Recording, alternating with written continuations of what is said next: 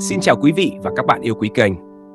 Hôm nay mình sẽ gửi đến quý vị và các bạn một tác phẩm truyện ma vô cùng đặc sắc và lôi cuốn.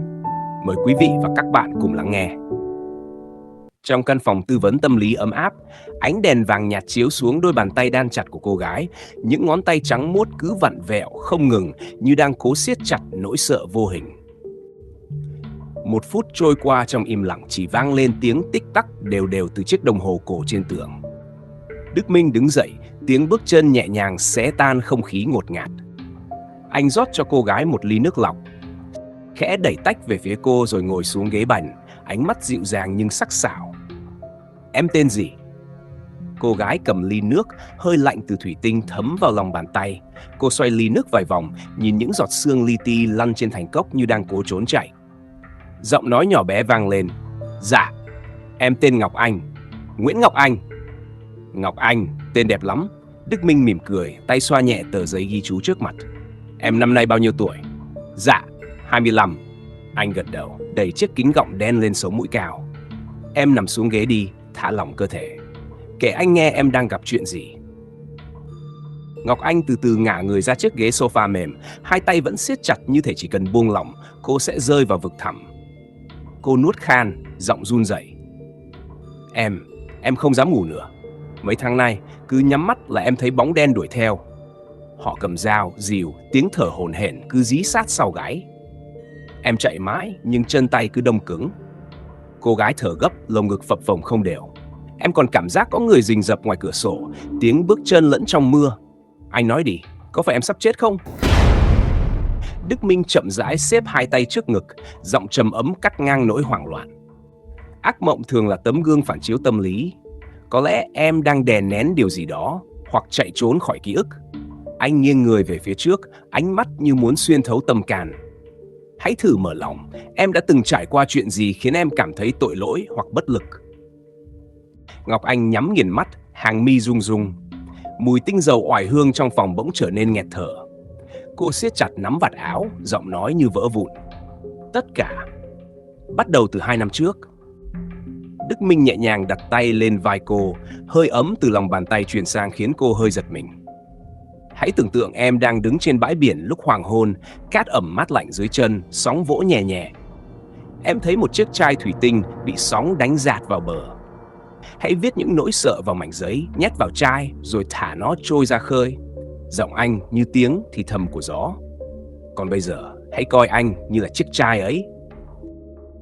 Ngọc Anh hít sâu, nước mắt lặng lẽ chảy dài.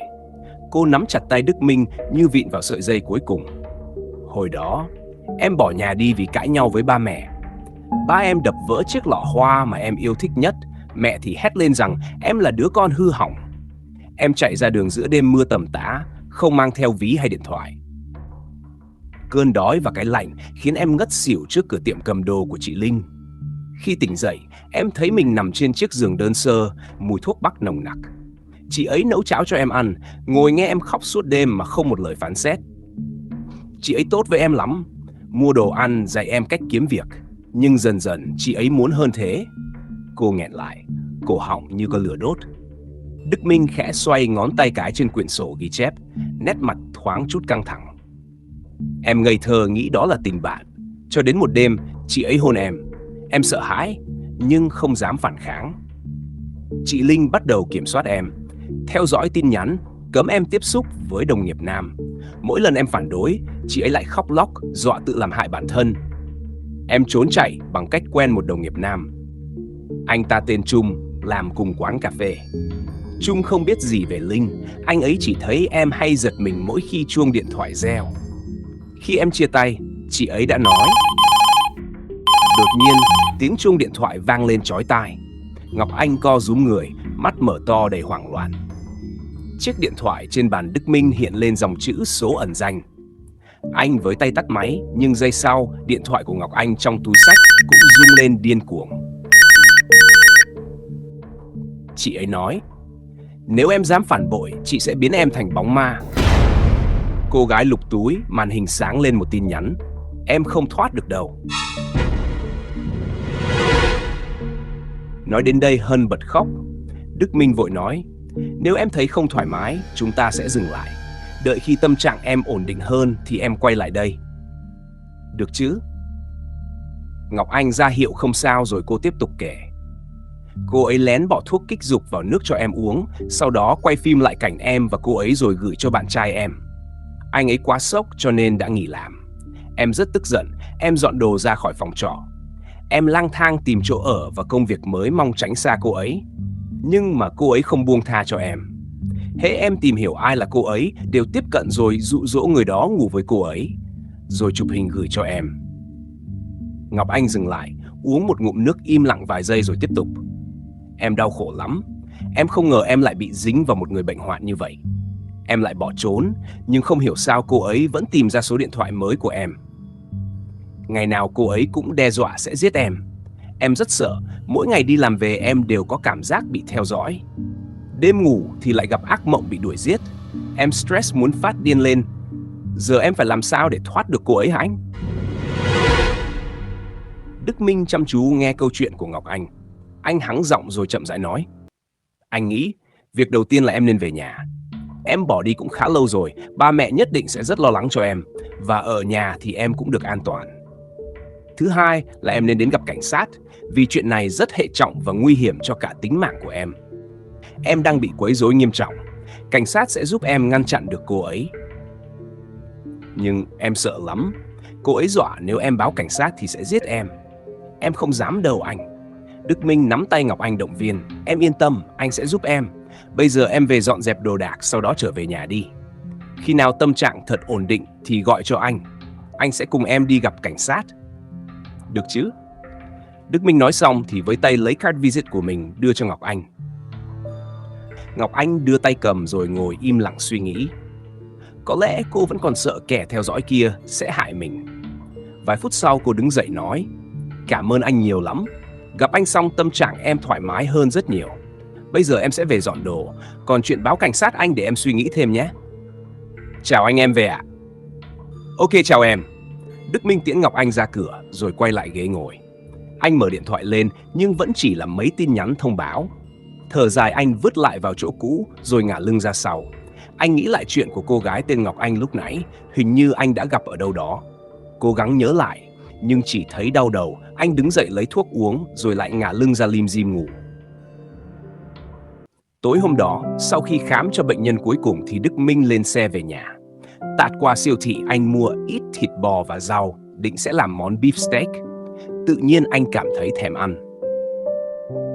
Vừa bước vào thang máy thì anh gặp chị Hoa hàng xóm. Chị Hoa ở cách nhà anh 2 căn. Thấy anh, chị Hoa niềm nở. Chú Minh đi làm về đó hả? Mua gì mà nhiều dữ vậy? Dạ em chào chị, em mua ít đồ ăn tối thôi chị. Chị Hoa cười gật đầu rồi nói, chị tưởng Linh nó nấu xong hết rồi chứ. Lúc nãy chị thấy nó cũng mua đồ quá trời mà. Đức Minh ngạc nhiên hỏi lại, chị nói sao? Linh về hả chị? Chị Hoa cũng ngạc nhiên không kém. Ủa sao em bất ngờ vậy? Nó về mà không nói gì với em hả? Lúc nãy chị đi quăng rác, vừa bước ra cửa thì thấy nó ôm mớ đồ đang lúi húi mở cửa. Chị có hỏi thì nó gật đầu chào chị rồi mở cửa vô nhà luôn. Đức Minh vui mừng không tả được. Cuối cùng, Linh cũng chịu tha thứ cho anh rồi. Thang máy vừa dừng, Minh lao như bay ra ngoài quên cả chào chị Hoa, khiến chị chép miệng. Cái thằng, làm gì mừng dữ vậy trời? Đức Minh mở cửa bước vào nhà, trong bếp có tiếng lục đục, anh nhẹ nhàng bước vào. Đúng là Linh đang đứng nấu ăn. Đức Minh vui mừng chạy đến, vứt cả túi rau vừa mua. Ôm Linh từ đằng sau, Đức Minh nhỏ nhẹ nói, em về rồi. Anh nhớ em lắm. Em không trả lời tin nhắn làm anh lo lắng. Anh không nghĩ là em cho anh bất ngờ như vậy. Linh nhăn mặt đẩy Minh ra rồi nói, để im cho em nấu ăn nào. Anh đi tắm đi. Cho anh ôm lát nữa đi. Mà em nấu món gì đây? Em làm beef steak nè. Món yêu thích của anh đấy. Đức Minh ngạc nhiên, nhìn túi đồ mình vừa mua rồi nói, ôi sao trùng hợp vậy? Anh chỉ vừa nghĩ tới món này chiều hôm nay. Anh còn ghé siêu thị mua thịt bò nè. Em hiểu anh thật đấy. Linh đáp nhẹ nhàng mà không nhìn người yêu. Thì chúng ta là một mà. Em không hiểu anh thì ai hiểu chứ? Thôi anh đi tắm đi rồi ra ăn. Món này ăn nguội là mất ngon đó. Đức Minh vui vẻ đặt lên má Linh một nụ hôn rồi bước nhanh vào phòng tắm. Tối hôm đó cả hai ăn uống và trò chuyện vui vẻ. Đến gần khuya khi chuẩn bị đi ngủ thì điện thoại Minh có tin nhắn. Linh nhanh tay chụp lấy rồi đọc. Cảm ơn anh ngày hôm nay. Em thấy thoải mái và dễ chịu hơn nhiều lắm. Em cũng đã nghĩ thông suốt em sẽ đi cùng anh. Hẹn gặp anh ngày mai nhé. Ngọc Anh. Đức Minh vội giành lấy điện thoại nhắn tin trả lời cho Ngọc Anh. Linh hỏi, Ngọc Anh là ai vậy? À, là một bệnh nhân của anh thôi. Linh tỏ vẻ nghi ngờ. Bệnh nhân sao? Bệnh nhân mà nhắn tin tình cảm thế này giữa khuya? Còn hẹn gặp nhau nữa. Em đừng ghen tuông vô lý nữa. Cô ấy có vấn đề nhờ anh giúp thôi. Linh cười khẩy đứng dậy. Tôi chả việc gì phải ghen. Tôi chỉ thắc mắc bệnh nhân gì mà nhắn tin ngọt ngào như vậy, còn có cả trái tim nữa. Ngay cả anh lúc trả lời cô ta, anh còn mỉm cười nữa cơ mà. Đức Minh bắt đầu bực mình. Em thôi đi, lúc nào em cũng nghĩ xấu cho anh. Tự em suy diễn ra thôi. Anh rất bình thường. Cô gái này khá đặc biệt, cho nên anh quan tâm hơn một chút. Em đừng làm quá lên như vậy. Đặc biệt đến nỗi anh vì cô ta mà quát cả người yêu mình. Tôi chỉ vừa đi có 2 ngày mà anh đã như vậy. Nếu tôi đi 1 tuần, có khi anh lên giường với cả cô ta luôn đấy. Đức Minh không giữ được bình tĩnh nữa. Anh đứng dậy nói to. Em bỏ cái tính đó đi. Em quá đáng lắm rồi đấy. Anh không làm gì sai cả. Em cứ như vậy, chúng ta không thể nào sống chung được đâu. Anh quá mệt mỏi với tính đa nghi của em. Thay đổi đi. Linh nhìn Minh thật lâu rồi cười nhạt nói. Anh mệt mỏi lắm đúng không? Ok, kết thúc đi. Đức Minh ngồi thụp xuống ghế vò đầu. Anh không thể hiểu được tại sao Linh lại vô lý đến như vậy. Thấy Linh xách túi đồ đi ra, Minh vội vàng chạy theo níu tay lại. Anh nói, em đi đâu vậy? Tôi nghĩ chúng ta không cần thiết suy nghĩ lại về mối quan hệ này nữa đâu. Hôm nay chấm dứt luôn đi. Đức Minh nắm chặt tay Linh van nài. Anh xin em đó, em đừng như vậy mà. Em đừng có đi, chuyện không có gì to tát đâu mà em như vậy. Linh hất mạnh tay làm cái giỏ vung cao lên đụng phải bình hoa, rơi xuống vỡ tan tành. Linh nhìn cái bình hoa rồi nói, đã vỡ rồi không thể như cũ được nữa. Tôi với anh không thể nào tiến xa hơn được đâu. Tạm biệt. Linh. Đức Minh bất lực ngồi xuống giữa nhà, nước mắt bắt đầu rơm rớm. Minh nhìn cái bình hoa bể nát trên sàn mà thấy tim đau nhói. Đó là cái bình Linh tặng cho mình, là cái mà anh thích nhất. Đầu Minh bỗng đau như búa bổ. Hình như cảnh tượng này anh đã thấy ở đâu rồi. Từng mảnh ký ức xẹt qua đầu anh cố nhớ lại nhưng chỉ thấy mơ hồ. Đầu càng ngày càng đau, Minh cố lết vào phòng ngủ, lấy thuốc uống, rồi ngồi ôm đầu mong cơn đau đi qua thật nhanh. Minh cứ ngồi như vậy cho tới lúc mệt quá ngủ thiếp đi. Điện thoại của anh bật sáng, màn hình hiển thị Ngọc Anh đang gọi, vài giây sau thì tắt phụt. Ngày hôm sau, Đức Minh bắt đầu một ngày làm việc với tâm trạng mệt mỏi, chán chường. Anh gọi cho Linh không biết bao nhiêu lần nhưng đều không có hồi âm. Anh không thể nào hiểu được mọi chuyện đi đến nước này. Có lẽ anh và Linh không thể nào cứu vãn được nữa. Càng ngày khoảng cách càng xa nhau. Đức Minh ngồi mân mê điện thoại, không hiểu sao lại bấm vào danh sách cuộc gọi. Anh giật mình khi thấy cuộc gọi nhỡ của Ngọc Anh đêm qua. Minh tự hỏi, cô ấy gọi mình lúc nào vậy nhỉ? Phải rồi, mình quên mất. Cô ấy hẹn hôm nay đến cùng mình đi báo cảnh sát mà. Sao sáng giờ không thấy? Nghĩ vậy, Đức Minh vội vàng bấm số Ngọc Anh gọi lại. Nhưng bên kia không có tín hiệu gì ngoài những tiếng tút tút vọng lại. Cả ngày hôm đó, Đức Minh cố gắng liên lạc với Ngọc Anh nhưng không được. Trong lòng anh bất ngờ dâng lên một nỗi bất an khó tả. Tối hôm đó, Đức Minh về sớm hơn mọi ngày vì tâm trạng khá mệt mỏi.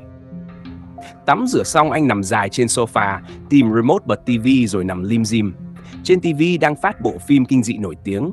Minh nằm xem rồi chìm vào giấc ngủ. Anh thấy mình lạc vào một nơi lạ. Khung cảnh này anh chưa bao giờ đặt chân tới. Minh cứ lần mò vừa đi vừa nhìn xung quanh. Bỗng anh thấy phía trước có người là một cô gái đang quay lưng lại với anh. Anh đi chậm chậm lại gần và cất tiếng hỏi. Cô dì ơi, xin lỗi cho tôi hỏi. Cô gái vừa quay lại, Minh sửng sốt nhận ra là Ngọc Anh, nhưng gương mặt hốc hác và tiều tụy lắm. Minh vội kêu lên. Ngọc Anh, sao hôm nay em không tới gặp anh? Anh gọi em không được.